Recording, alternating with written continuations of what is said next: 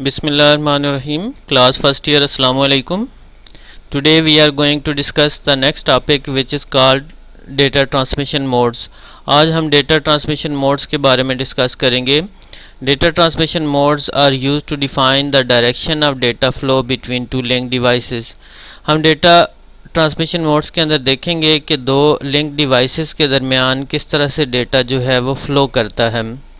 हम दो link devices for example आप एक कंप्यूटर से दूसरे कंप्यूटर को कोई चीज़ सेंड करते हैं तो वो डेटा किस तरह से सेंड होता है और उसमें दो चीज़ें हम इन्वॉल्व होती हैं. एक देखेंगे कि टाइम इंटरवल क्या होता है कि जितना भी हम डेटा सेंड करते हैं वो एक साथ एक ही टाइम के ऊपर सेंड होता है.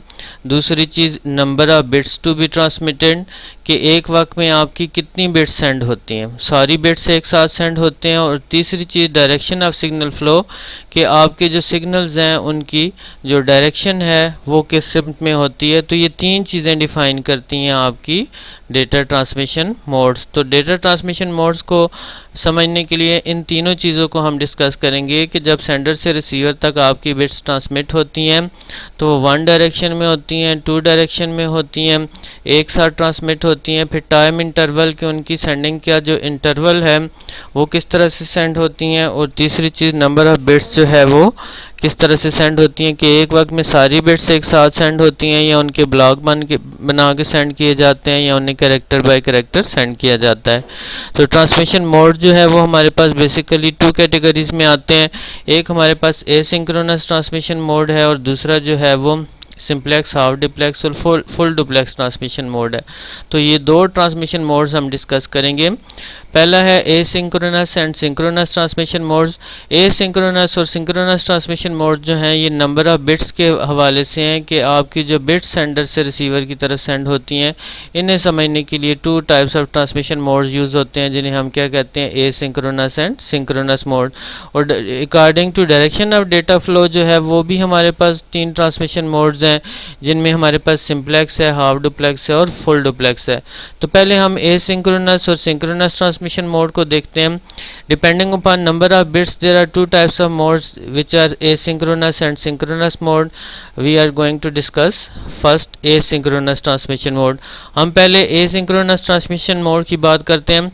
Asynchronous transmission mode is used to transmit individual characters at irregular intervals. अब जो आपका asynchronous transmission mode है इसमें डेटा आपका कैरेक्टर बाय कैरेक्टर सेंड होता है और ये कैरेक्टर जो है रेगुलर इंटरवल्स में सेंड नहीं होते बल्कि इरेगुलर इंटरवल्स में सेंड होते हैं.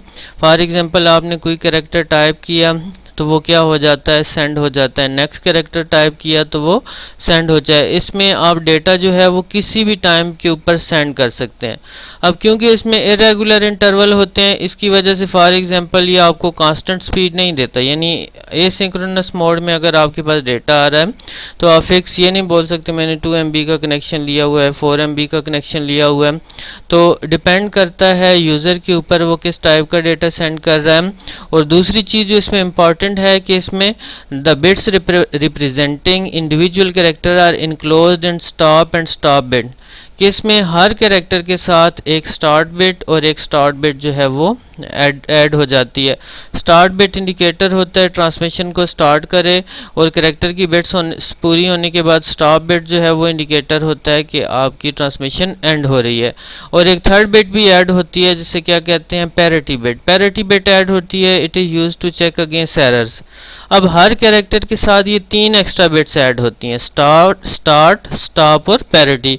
अब इन तीनों बिट्स का काम ये होता है, फॉर एग्जांपल एक कैरेक्टर है वो 8 बिट्स से मिलकर बनता है. हमने सेकंड चैप्टर में पढ़ा था कि वन कैरेक्टर कंप्यूटर मेमोरी में 8 बिट्स ऑक्युपाई करता है. फॉर एग्जांपल ए अगर आप सेंड करेंगे उसके साथ एक स्टार्ट बिट ऐड होगी और एक स्टार्ट बिट ऐड होगी और एक पैरिटी बिट ऐड होगी. तो ये तीनों मिलकर जो है वो ट्रांसमिशन करेंगी.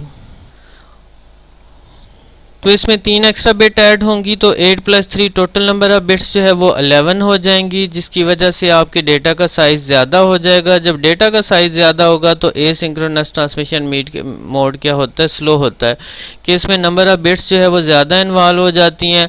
अगर 10 कैरेक्टर्स हैं 80, तो 10 कैरेक्टर्स की बिट बन जाएंगी, और 3 हर कैरेक्टर के साथ एक्स्ट्रा होंगी तो 30, तो 80 + 30 110 बिट्स सेंड होंगी। तो जिसकी वजह से ये ट्रांसमिशन मोड स्लो होता है, और it is suitable for local area network. ये लोकल एरिया नेटवर्क के लिए तो सूटेबल होता है, लेकिन लॉन्ग रेंज जिस तरह इंटरनेट है इसके लिए सूटेबल नहीं होता। अब ये हमारे पास डायग्राम है, डायग्राम में देखें ये आपकी 8 बिट्स जो हैं वो कैरेक्टर की हैं, एक स्टॉप बिट है, एक स्टार्ट बिट है, और इसके अलावा एक और एक्स्ट्रा बिट ऐड होती है जिसे पैरिटी बिट कहते हैं, जो ट्रांसमिशन को में एरर चेक करती है। अब इस ट्रांसमिशन मोड में कांस्टेंट स्पीड नहीं होती, बीच में आपके गैप्स आ जाते हैं, यानी रेगुलर इंटरवल्स के अंदर डेटा सेंड नहीं होता। उसके बाद दूसरी टाइप का ट्रांसमिशन मोड है, उसे हम सिंक्रोनस ट्रांसमिशन मोड कहते हैं। अब सिंक्रोनस कहते ही तरतीब देने को हैं, तरतीब से कोई काम करने को हैं। तो in asynchronous transmission mode equal number of bits are transmitted in equal interval of time. अब एसिंक्रोनस ट्रांसमिशन मोड में इक्वल नंबर ऑफ बिट्स जो है वो ट्रांसमिट होती हैं इक्वल इंटरवल ऑफ टाइम में, यानी इसमें आपकी कांस्टेंट स्पीड होती है। अगर फर्स्ट सेकंड में फॉर एग्जांपल 10 बिट्स आई हैं तो अगले सेकंड में भी 10 बिट्स आई हैं। तो it is suitable for sending large volume of information. ये large volume of information send करती है, और ये कैरेक्टर बाय कैरेक्टर नहीं बल्कि ये ब्लॉक बाय ब्लॉक जो है वो डेटा की ट्रांसमिशन करती है। आप इंटरनेट पे देखते हैं फॉर एग्जांपल ये लेक्चर डाउनलोड करते हैं तो आपके पास 20 MB होता है, जंप करके 40 MB पे चला जाता है, वहाँ से जंप करके 80 फिर 100, तो पूरा ब्लॉक आ रहा होता है, एक एक बिट नहीं आ रही होती। तो जिसकी वजह से ये आपका जो सिंक्रोनस ट्रांसमिशन मोड है ये फास्ट होता है, और इसमें स्टार्ट स्टॉप और पैरिटी बिट जो है वो होल ब्लॉक के साथ सिर्फ एक ऐड होती हैं।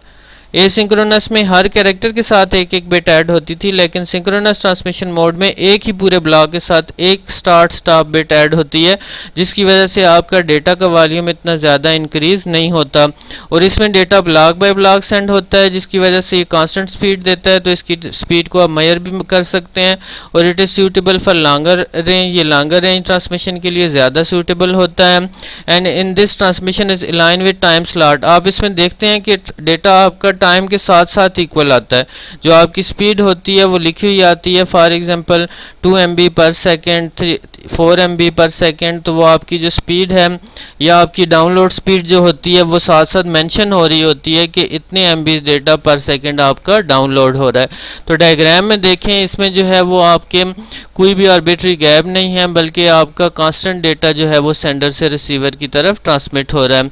नीचे वाली डायग्राम में देखें, एसिंक्रोनस ट्रांसमिशन मोड में देखें बीच में आपके सिग्नल्स आ रहे हैं, फिर गैप आ गया, फिर सिग्नल आ रहे हैं, जबकि नीचे सिंक्रोनस ट्रांसमिशन मोड में इक्वल नंबर ऑफ बिट्स जो है वो ट्रांसमिट हो रही हैं इक्वल इंटरवल ऑफ टाइम।